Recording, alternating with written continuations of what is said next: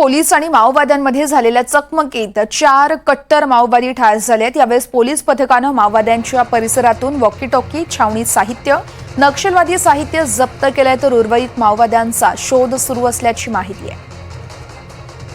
दरम्यान घटनास्थळावरून आढावा घेतलाय आमचे प्रतिनिधी मनीष रक्षमवार यांनी। बघूया आपण।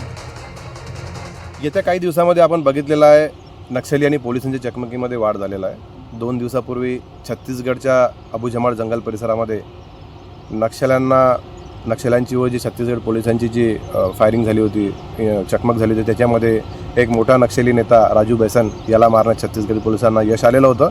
तो 1.5 करोडचं बक्षीस होतं त्याच्यावर आणि तो खूप मोठा नेता होता, त्यामुळे नक्षल्यांची एका ठिकाणी कंबाडी मोडल्यासारखी झालेली आहे। परंतु गडचिरोली आणि छत्तीसगड या बॉर्डरला लागून असलेल्या जंगल परिसरामध्ये सुद्धा अबू जमाड हे काही अंतरावर आहे गडचिरोलीच्या, ते नक्षली त्या ठिकाणी सुद्धा लपून असल्याचा एक अंदाज असू शकतो, असा हा अंदाज गडचिरोली पोलिसांना होता। काल नक्षली पथकाचे जे अतिरिक्त पोलीस अधीक्षक आहे एम रमेश, त्यांनी C60 पथकाला रवाना केलं होतं। 300 कमांडो त्या ठिकाणी गेलेले होते आणि इंद्रायणी नदीच्या काठावर त्या परिसरामध्ये नक्षल्यांनी एक C60च्या जवानांवर अंधाधून गोळीबार केला आणि त्याच प्रत्युत्तर म्हणून पोलिसांनी सुद्धा त्यांच्यावर गोळीबार केला। त्याच्यामध्ये 4 जहाल नक्षलवाद्यांना ठार मारण्यात गडचिरोली पोलिसांना यश आलेलं आहे। त्यामध्ये त्यांच्यासोबत अत्याधुनिक शस्त्रेसुद्धा मिळालेली आहे आणि यानंतर चकमक सुरू आहे। त्यानंतर पूर्ण माहिती आपल्याला गडचिरोली पोलिसांकडून मिळेल। कॅमेरामन गणेशसह मनीष रक्षमवार, NDTV मराठी, गडचिरोली।